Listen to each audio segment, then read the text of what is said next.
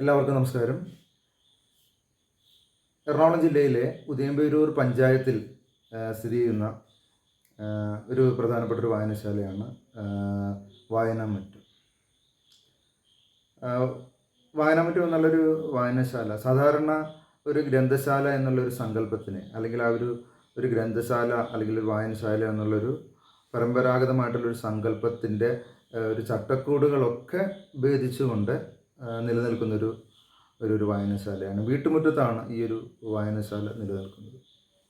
അപ്പോൾ ഗ്രന്ഥങ്ങളെല്ലാം ഈ വീട്ടുമുറ്റത്ത് ഈ വായനശാലയിലേക്ക് എത്തിച്ചേർന്നുകൊണ്ട് ആ പ്രദേശത്തെ പാർശ്വവൽക്കരിക്കപ്പെട്ട ജനങ്ങൾക്ക്, പ്രത്യേകിച്ച് കുട്ടികൾക്കും സ്ത്രീകൾക്കുമൊക്കെ ഉപയോഗപ്പെടുന്ന രീതിയിലേക്ക് വളരെ വ്യത്യസ്തമായ രീതിയിൽ നിൽക്കുകയാണ്. ഒരുപക്ഷെ കേരളത്തിലെ തന്നെ ആദ്യത്തെ വീട്ടുമുറ്റത്തെ വായനശാല എന്ന് നമുക്ക് പറയാനുള്ള അല്ലെങ്കിൽ വിശേഷിപ്പിക്കാനുള്ള ഒരു വായനശാല. ഇന്ത്യയിൽ തന്നെ വളരെ അപൂർവമായി കാണുന്ന ഒരു വായനശാല സങ്കല്പം അത് പ്രാവർത്തികമാക്കി ഇരിക്കുകയാണ്. ഈ ഒരു വായനശാല പ്രത്യേകിച്ച് സ്ത്രീകളുടെയും കുട്ടികളുടെയും ഒക്കെ പുരോഗതിക്കും അവരുടെയൊക്കെ മുന്നേറ്റത്തിനും വേണ്ടി സൃഷ്ടിച്ചതാണ്. പ്രത്യേകിച്ച് ഇതിൻ്റെ സ്ഥാപകരിൽ ഏറ്റവും പ്രധാനിയായ, അല്ലെങ്കിൽ ഇത് സ്ഥാപിച്ചത് എറണാകുളം ജില്ലയിലെ തന്നെ ശ്രീമതി പ്രവീണ സുനിൽ എന്ന ഒരു വനിതയാണ്.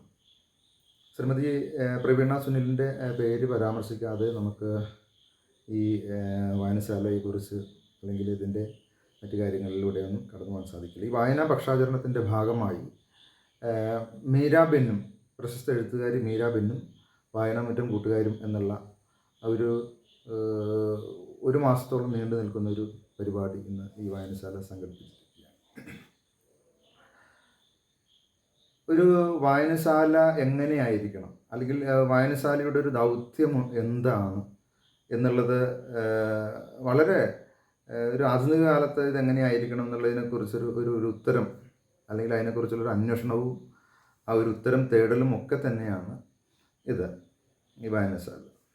പ്രത്യേകിച്ച് ചില സമയങ്ങളിൽ ഈ വായനശാല ഒരു ക്ലിനിക്കായിട്ട് ആണ് മാറുന്നത്. പ്രത്യേകിച്ച് വൃദ്ധരായ ആളുകൾക്ക് വേണ്ടിയിട്ടുള്ളൊരു ക്ലിനിക്ക്, ചില സമയങ്ങളിൽ കുട്ടികളുടെ തിയേറ്റർ, അവരുടെ നാടക രൂപങ്ങൾ, ചിലപ്പോൾ വാർഷികത്തിനൊക്കെ അവതരിപ്പിക്കുന്ന ഈ നാടകങ്ങളൊക്കെ തൊട്ടടുത്ത അമ്പലങ്ങളിലും ഒക്കെ ഉത്സവത്തിനൊക്കെ ക്ഷേത്ര മൈതാനിയിൽ പൊതുജനങ്ങൾക്ക് കാണുവാനായിട്ട് കുട്ടികളുടെ അഭിനയ പാഠങ്ങളൊക്കെ എടുക്കുന്നു. ചില സമയത്ത് ചിത്രം വരയ്ക്കാനുള്ള ഒരു സ്ഥലം, ചില സമയങ്ങളിൽ കുട്ടികളുടെ ബാലവേദിയിലെ പരിപാടികൾ അവതരിപ്പിക്കാനും, അതുപോലെ വനിതാവേദി, അങ്ങനെ ഒട്ടനവധി മേഖലകളുമായിട്ട് ഇഴചേർന്ന് കിടക്കുന്ന ഒന്നാണ്. ചില സമയങ്ങളിൽ കുട്ടികൾ പുസ്തകങ്ങളുമായി സൈക്കിളുകളിൽ വീടുകളിലേക്ക് എത്തിച്ചേരുകയും സൈക്കിളിൽ പുസ്തകങ്ങൾ വീട്ടിലേക്ക് കൊടുക്കുകയും ഒക്കെ ചെയ്യുന്നു. ഈ അടുത്ത കാലത്ത് വായനശാല ഏറ്റെടുത്ത നിരവധി പ്രവർത്തനങ്ങളിലൊന്ന് വായനശാലയുടെ ചരിത്രത്തിലൂടെ ഒരു യാത്ര.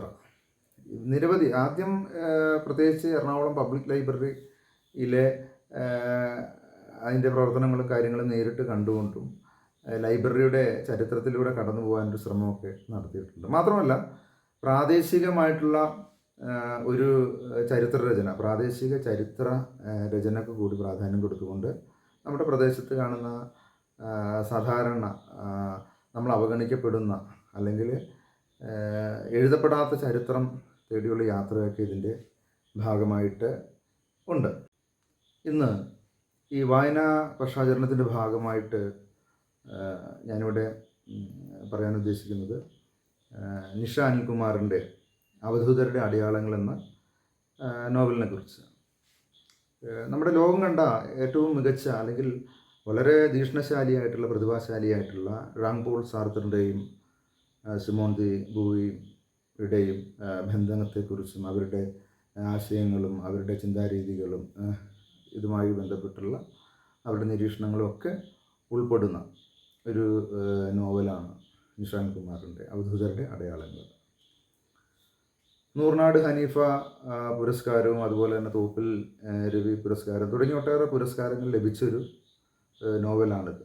എന്നാൽ പലപ്പോഴും ഇത് സമൂഹത്തിൻ്റെ മുഖ്യധാരയിലെ ഒരു ചർച്ചയ്ക്ക് വിധേയം ഇനിയും വിധേയമാകേണ്ടി ഇരിക്കേണ്ട ഒരു നോവൽ കൂടിയാണ്. പ്രത്യേകിച്ച് കേരളീയ അല്ലെങ്കിൽ കേരളത്തിൻ്റെ ഒരു പശ്ചാത്തലത്തിലല്ലാത്ത ഒരു നോവൽ അല്ലെങ്കിൽ പാശ്ചാത്യ ദാർശനിക സമീക്ഷകളിലൂടെയുള്ളൊരു കടന്നുപോക്കാണ്.